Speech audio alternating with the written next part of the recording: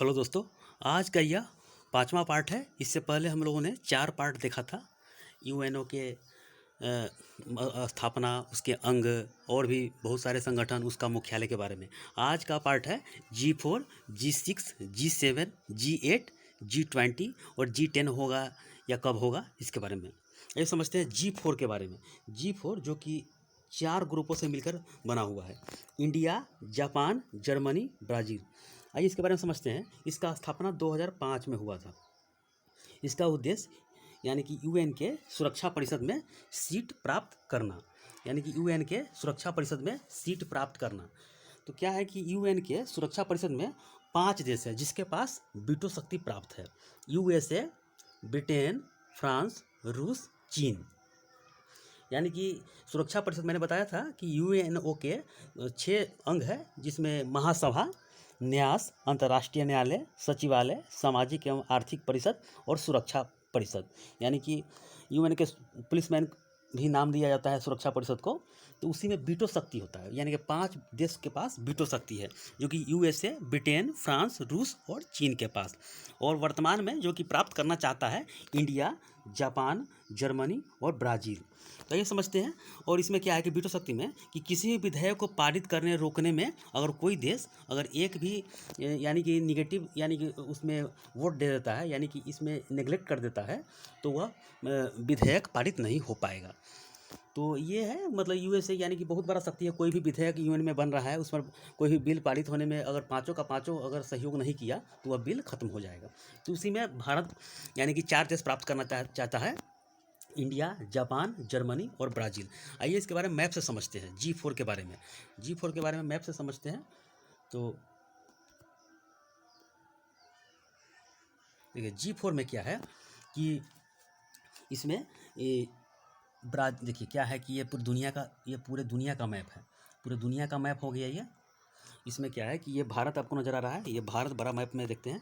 ये उत्तरी अमेरिका, दक्षिण अमेरिका, ये अफ्रीका, ये एशिया और यूरोप है, और ये ऑस्ट्रेलिया है। तो ये भारत है, ये भारत हो गया, ये जापान हो गया, और ये जर्मनी हो गया, और यह ब्राज़ील हो गया, जो कि दक्षिणी अमेरिका का सबसे बड़ा देश है।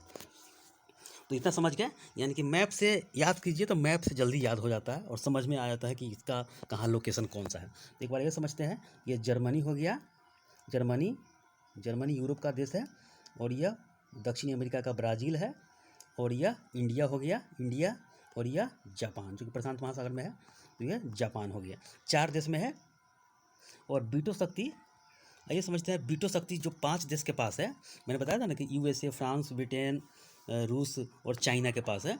तो ये देखिए क्या है कि ये जो उत्तरी अमेरिका है, ये उत्तरी अमेरिका हो गया, ये दक्षिण अमेरिका हो गया। तो इसमें किसके पास है? तो ये उत्तरी अमेरिका में यूएसए है बीच में, यानी ऊपर वाला कनाडा हो गया, बीच में अमेरिका, नीचे मैक्सिको। ये कनाडा के पास वीटो शक्ति है। ये ब्रिटेन के पास है, ब्रिटेन जो कि ब्रिटेन एक यानी कि ब्रिटेन द्वीप पर ही बसा हुआ है। तो ब्रिटेन में क्या है कि इसमें पहले समझ लीजिए। पहले ये अमेरिका हो गया, ये ब्रिटेन हो गया, ये फ्रांस नीचे वाला जो वर्गाकार है ये फ्रांस हो गया, ये हो जाएगा रसिया हो जाएगा, और ये आँख बंद करने वाला ये चाइना हो जाएगा। छोटे छोटे कद के खिलाड़ी है ये। तो ठीक है, ये चाइना हो गया, यानी कि 5 देश हो गया। ये यूएसए, ब्रिटेन, फ्रांस, रूस और चाइना। यानी कि ब्रिटेन के बारे में समझते हैं। ब्रिटेन क्या है कि ब्रिटेन यानी कि यूनाइटेड किंगडम अगर एग्जाम में रहे तो इसमें 4 देश आता है। इंग्लैंड, इसमें नीचे देखिए क्या है कि ब्रिटेन का द्वीप बताते हैं। इसमें क्या है कि नीचे इंग्लैंड हो जाएगा, वेल्स, स्कॉटलैंड, और उसके बगल में एमरोल्ड द्वीप है जिस पर उत्तरी आयरलैंड और आयरलैंड है। जिसमें उत्तरी आयरलैंड शामिल हो जाता है, इंग्लैंड, वेल्स, स्कॉटलैंड एवं उत्तरी आयरलैंड, तो ये यूनाइटेड किंगडम बोला जाता है। और इसमें 3 देश अगर शामिल हो जाएगा, इंग्लैंड, वेल्स, स्कॉटलैंड, तो उसे ग्रेट ब्रिटेन बोला जाता है। इतना समझ गए। आइए आगे समझते हैं। हाँ, ये समझते हैं आगे। और G4 में समझ गए कि G4 इंडिया, जापान, जर्मनी और ब्राज़ील लेना चाहता है, और इसका स्थापना 2005 में हुआ था। और इसका उद्देश्य यूएन के सुरक्षा परिषद में सीट प्राप्त करना है। वर्तमान में 5 देश है: यूएसए, ब्रिटेन, फ्रांस, रूस और चीन। वीटो पावर अभी शक्ति वर्तमान में इसके पास है। विधेयक को पारित करने या रोकने में काम किया जाता है। आइए समझते हैं G6 के बारे में।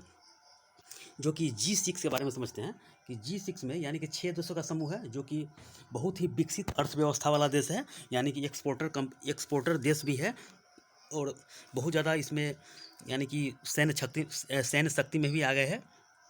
और यह UN के मतलब जो बजट देता है यानी कंट्रीब्यूट बहुत ज़्यादा करता है ये भी। और ये लार्जेस्ट गोल्ड यानी कि रिजर्व कर रखने वाला व्यक्ति या देश है। और ये लार्जेस्ट न्यूक्लियर क्षमता भी इसका मतलब प्रोड्यूस भी करता है। तो बहुत ही एक्सपोर्ट कंपनी यानी कि निर्यातक में बहुत इसका आगे ये 6 देश का नाम है। और इसके बाद में इसका स्थापना क्या हुआ कि G6 का स्थापना USA मतलब ब्रिटेन, जर्मनी, फ्रांस, इटली और जापान, इसमें इसका स्थापना 1975 में हुआ था। और इसमें क्या है कि इसमें लिख दिया हूँ कि औद्योगिक क्षमता अत्यधिक है, इसका अर्थव्यवस्था बेहतर है। और बाद में इसे कनाडा शामिल कर दिया गया। तो कनाडा शामिल जब हुआ बाद में, तब इसमें G7 बन गया। तो G7 बन गया, फिर रूस शामिल हो गया। तो G7 के बाद यह G8 हो गया। तो 2014 में क्या हुआ कि रूस ने जब क्रीमिया पर यानी कि हमला बोल दिया, यानी कि यूक्रेन का देश है ये, तो रूस इसे वापस करके ले लिया ये। तो फिर सारे देश ने इसे रूस को बाहर निकाल दिया। तो वर्तमान में इसमें 7 देश है, तो यानी कि G7 अब बन गया। तो वर्तमान में पहले क्या हुआ G6, तब G7 बना, तब G8 बना और फिर वर्तमान में G7 है।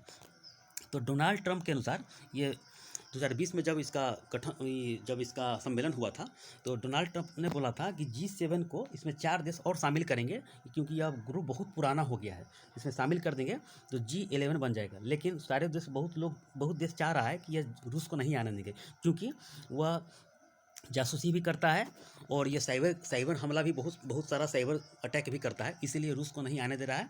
तो वर्तमान में G7 है, लेकिन अभी G10 अभी वर्तमान में जब बनेगा इसका अपडेट किया जाएगा। तो फिलहाल G7 है। और यह G7 का जो कि 2021 में जिसका सम्मेलन हुआ है, तो यह ब्रिटेन में हुआ है। तो वर्तमान में ये सिर्फ याद करके रखेंगे G7 है। तो ठीक है, इसका आइए मैप से समझते हैं। सबसे पहले G7 में देखिए क्या है कि G7 में इसमें कनाडा यानी कि उत्तरी अमेरिका है, कनाडा और USA, कनाडा और USA, कनाडा USA। उसके बाद 2 देश हो गया। उसके बाद यूनाइटेड किंगडम हो गया, मैंने बताया इससे पिछले बारे स्लाइड में। United kingdom, Germany, Italy, France और जापान, यहाँ पर जापान है। ये पूरी दुनिया का मैप है ये। G7 में यही देश है, यानी कनाडा मतलब यूनाइटेड स्टेट्स यानी कि अमेरिका, और United kingdom, Germany, Italy, France और जापान। ये रसिया है, तो रसिया को साइड कर दिया गया है। इसमें वर्तमान में 7 देश है। ठीक है, आइए समझते हैं आगे।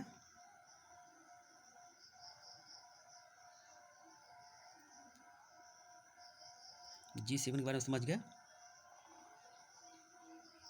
आइए आगे इसका समझते हैं। हाँ, इसका क्या है कि इसमें 4 ऑब्जर्वर देश है। इसमें क्या है कि 4 ऑब्जर्वर देश कौन है? ऑस्ट्रेलिया, इंडिया, दक्षिण कोरिया और अफ्रीका।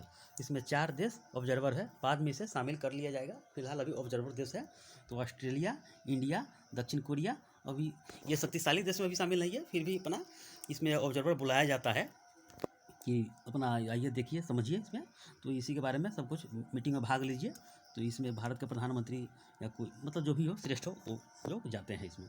तो G7 का उद्देश्य है कि मानवाधिकार की सुरक्षा, लोकतंत्र, समृद्धि, सतत विकास एवं इत्यादि मुद्दों पर बात किया जाता है। और दुनिया के सबसे बड़ा निर्यातक देश है ये सब, यानी कि एक्सपोर्ट है, बहुत बड़ा GDP इसके पास है, सैन्य क्षमता भी बहुत आगे है, विकसित यानी ग्रुप समूह है। इस सब के बारे में इसमें बताया जाता है, बहुत औद्योगिक निवेश के बारे में बताया जाता है, सब कुछ के बारे में बताया जाता है।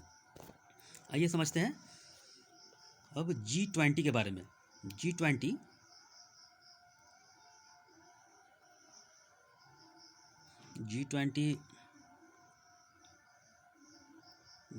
के बारे में समझ लेते हैं थोड़ा।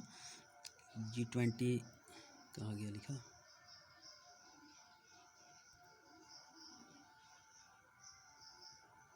G7 तो समझ लिए, G20 के बारे में समझते हैं। हाँ, G20 के बारे में समझते हैं। ये इसका स्थापना 1999 में हुआ था। इसका स्थापना 1999 में हुआ था। और इसमें इसका जो G7 वाला जो ग्रुप है इसमें भी शामिल है। और इसमें खास करके विकसित देश जो कि विश्व के जो विकसित देश है उसको इसमें शामिल कर लिया गया है। 19 देश है और प्लस यूरोपीय संघ भी है इसमें है, यूरोपियन संघ भी इसमें है, शामिल कर लिया गया है। इसका प्रतिनिधित्व जो करता है यूरोपीय परिषद के चेयरमैन और यूरोपीय जो केंद्रीय बैंक द्वारा इसको यानी कि सम्मेलन बुलाया जाता है और इसमें भाग लेते हैं। इसका उद्देश्य है कि विश्व के अर्थव्यवस्था को औद्योगिक एवं विकासशील बनाना और अर्थव्यवस्था को एक साथ लाने पर यानी कि महत्वपूर्ण मुद्दों पर चर्चा किया जाता है कि विश्व को कैसे एक साथ संभाला जाए, यानी वैश्विक आर्थिक चिंताओं से निपटने के लिए और अधिक देशों को एक मंच पर यानी कि एक ही जगह बुलाने के लिए यह इसका उद्देश्य है और वित्तीय बाजार को आगे बढ़ाने के लिए इसमें यह सम्मेलन होता है। तो G20 1999 में हुआ था इसका सम्मेलन और इसमें G7 भी शामिल है और 19 देश भी है और यूरोपियन संघ भी शामिल है। इतना समझ गया। इसमें क्या है कि इसमें देश जो है देखिए अर्जेंटीना, ऑस्ट्रेलिया, ब्राज़ील, कनाडा, चीन, फ्रांस, जर्मनी, भारत, ये सब बहुत विकसित यानी कि भारत भी शामिल है विकासशील देशों में। इंडोनेशिया भी शामिल है, Italy, Japan, Mexico, Republic of Korea जो कि कोरिया दक्षिण कोरिया वो पगला नहीं है टकला वाला, ये यानी कि ये दक्षिण कोरिया शामिल है।